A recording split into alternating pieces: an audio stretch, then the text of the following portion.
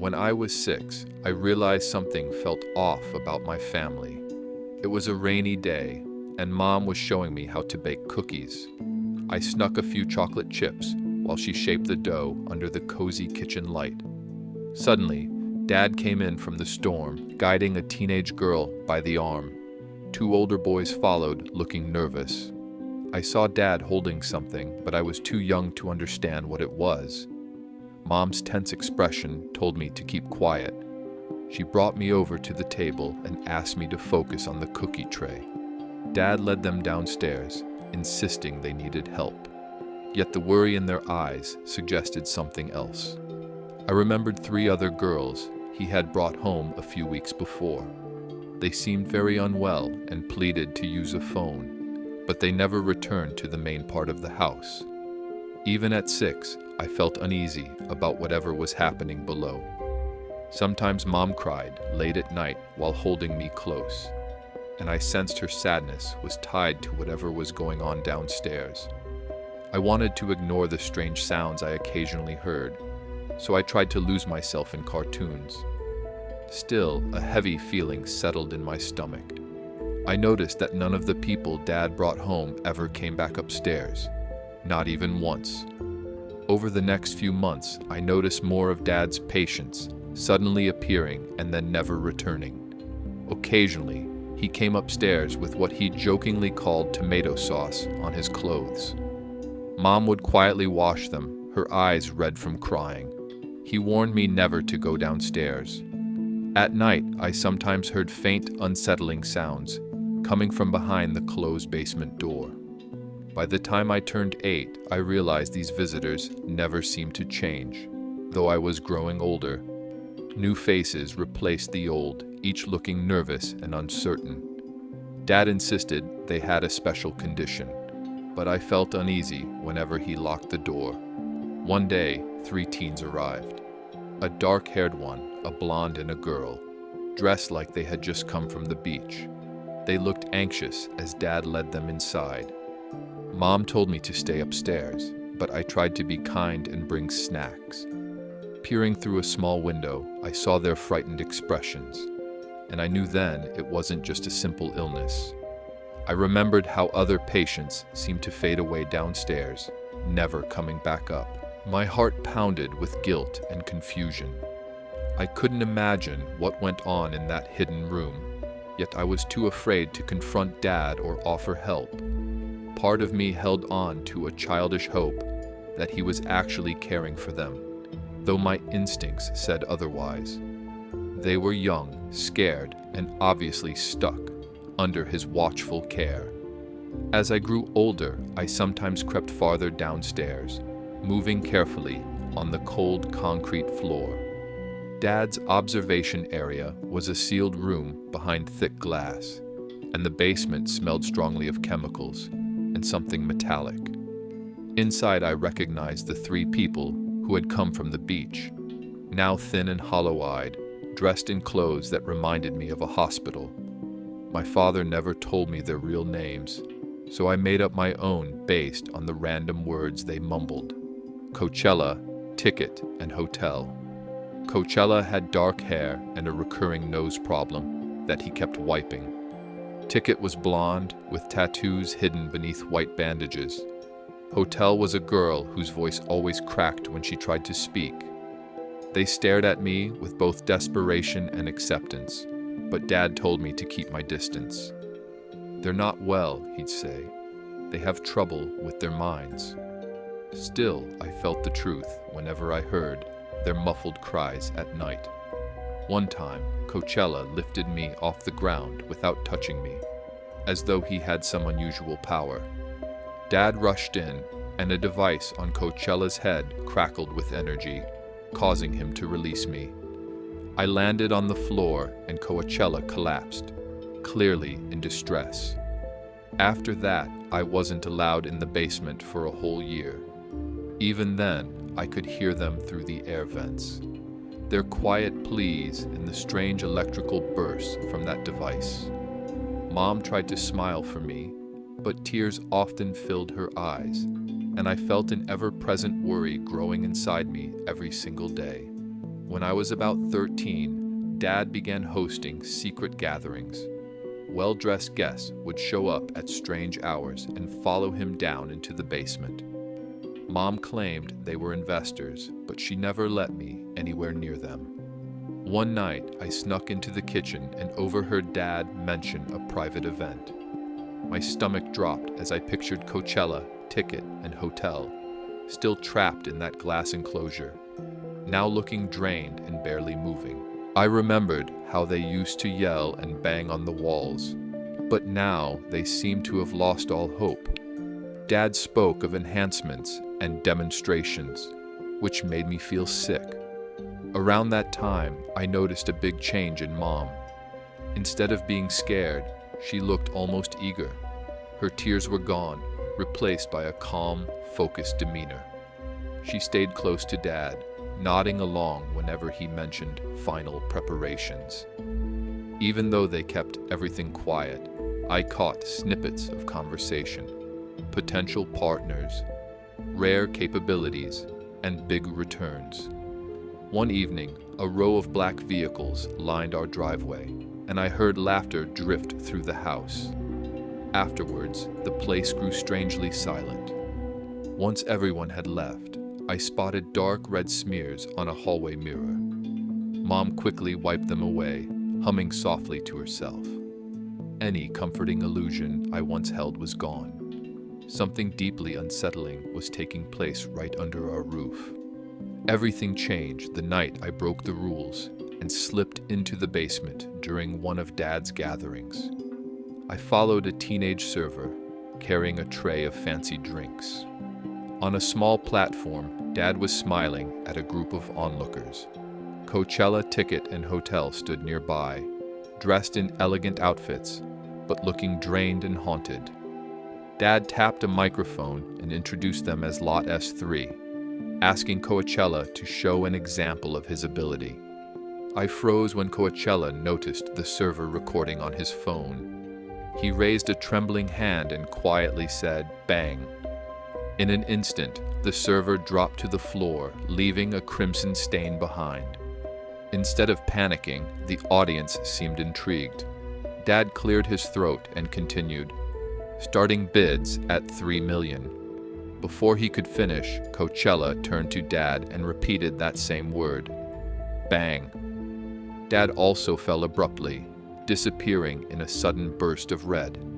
I stood there in shock, too numb to scream. Then Mom stepped forward, calmly smoothing her dress. She knocked Coachella down with a swift motion, pressed a small device to his temple, and offered a quick apology to the guests for the interruption. Without hesitation, she raised the opening bid to $4 million. The group resumed their offers while a dark pool spread across the floor. My father was gone, and my mother had just taken control. Shaken and trembling, I raced back upstairs, my mind spinning. Dad was gone, and the boy who caused it lay pinned under my mother's foot. Meanwhile, the guests calmly continued their discussions, barely acknowledging what had happened. This wasn't some chaotic setup. It was a smooth, well-organized operation. Mom discovered me hiding in the hallway, pulled me aside, and warned me never to speak of what I'd seen. She took away my phone, limited where I could go, and arranged for a watchful cousin to follow me around. By day, I attended school, pretending everything was normal. At night, the house filled with more visitors, all dressed in fine clothes and paying exorbitant sums to witness the basement demonstrations. Coachella, ticket, and hotel remained behind that same glass enclosure, never aging. Sometimes I'd catch glimpses of them on a small stage, wearing bandages or wired headgear that forced them to display unusual abilities. I wanted so badly to call for help, but the phone lines were shut off and any signal was blocked. Mom showed no hint of regret. She used to weep under Dad's rule, but now she managed everything with cool efficiency, profiting from the very research he had started. I realized Dad's actions had been terrible, but my mother's ambitions were far more unsettling. Each night, I heard muffled cries, drifting up through the house, a constant reminder of what was happening below. One rainy afternoon, Mom announced a special gathering and ordered me to stay in my room. Instead, I slipped out when no one was looking. Downstairs, I saw people carrying sleek, black cases filled with new technology, devices meant to keep certain abilities under control. I overheard someone mention that Coachella's powers had become too unpredictable and required constant monitoring with a metal collar. A bit later, I peeked into a side room. I saw Hotel strapped to a table, a tube connected to her arm, drawing some dark liquid. Ticket sat in a corner, wearing a metallic band around his head. Their gazes met mine, begging silently for help. But just then, Mom's voice echoed down the hall, telling everyone to get ready for a demonstration.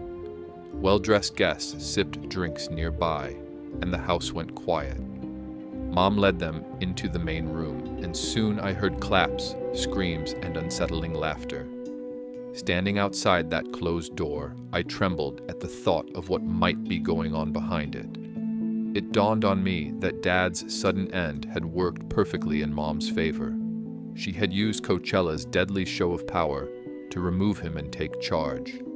My whole body shook as I realized I needed to do something, anything to stop this. But I was still closely watched in my own home, with little power against her loyal guards. Out of sheer desperation, I dug up my old phone hidden away in a drawer. One morning, while my cousin stepped into the bathroom, I slipped outside and ran a couple of blocks until I found a payphone. I dialed the authorities, voice shaking as I described the basement, the unusual captives, and the suspicious events. The person on the other end seemed shocked before asking for my address. Heart pounding, I gave it and hurried back, worried I'd be discovered. Mom was waiting for me in the foyer, arms crossed. She grabbed my phone, smashed it under her heel, and dragged me straight to the basement. "You really think you can stop me?" she whispered angrily. Guards stood by, their expressions tense. Fluorescent lights illuminated the bare walls, where dark stains hinted at a troubling past. Coachella sat slumped in a chair, bruises visible, while a device around his neck crackled with energy. Ticket lay nearby, barely conscious, and Hotel was curled on the floor, her hair mostly gone. My mother pointed a handheld control at Coachella's collar, sending a surge of power that made him cry out in pain. I yelled for her to stop, but she only tightened her grip on my arm. "You belong to me," she hissed. "So do they." Overwhelmed, I sank to my knees, my ears filled with Coachella's ragged sobs. The basement felt colder and darker than ever before. In the days leading up to the next grand event, everything felt like a blur of fear. Mom planned a lavish showcase, inviting bidders from around the globe. Extra security measures were set up, and more equipment was attached to Coachella, Ticket, and Hotel to prevent any sudden displays of power. I kept to the sidelines, hoping to spot a way to stop it all. On the night of the gathering, the basement buzzed with conversation and the sound of champagne glasses. Mom stood on a small stage, exuding charm as she introduced our finest exhibits, who were led out in neat outfits, appearing blank and possibly under some sort of sedative. The lights dimmed while she proudly claimed that Coachella's once dangerous abilities were now completely under control, thanks to advanced technology. A well-dressed attendee offered $10 million, and others quickly bid higher. My stomach turned as I remembered what happened to Dad. Would Coachella try the same telekinetic attack? He looked too weak, his shoulders trembling under the collar's steady pulse. Eventually, someone offered an enormous sum, and Mom declared, "Sold." Coachella's empty stare shifted toward me, and for a moment, there was a flicker of pain in his eyes. Suddenly, the collar around his neck began to spark, then shorted out. Silence fell as Mom lunged for a handheld remote, but it failed. Coachella's energy surged, causing the overhead lights to shatter, The entire basement seemed to tremble as if bracing itself for what might happen next. Chaos erupted. Alarms and panicked voices filled the air as the ceiling began to crack overhead. Coachella unleashed a powerful telekinetic burst, sending guards tumbling across the room. Hotel and ticket collapsed in shock, their restraints clattering to the ground. My mother screamed, reaching for a weapon, but concrete fragments rained down around her. I rushed forward, grabbing a ring of keys from the floor and unlocking hotel and ticket from their chains. Sparks flickered around Coachella's collar, a trickle of red running from his nose, his gaze burning with intense anger. Another crack shook the basement, causing part of the ceiling to give way. Well-dressed visitors scrambled to flee, some trapped under falling debris. My mother aimed her weapon at me, yelling that I had ruined everything.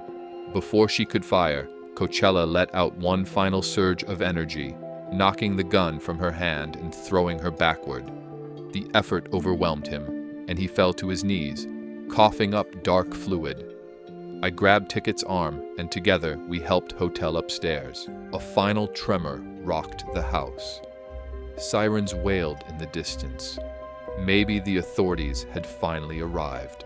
We stumbled outside into the daylight, coughing on dust, our hearts pounding with fear.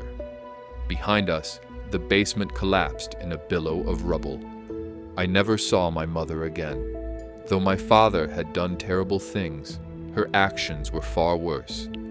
At last, their grim enterprise had come to an end. Craving more dark twists? Subscribe to Twists and Turns, hit like and ring the bell. You won't believe what's coming next.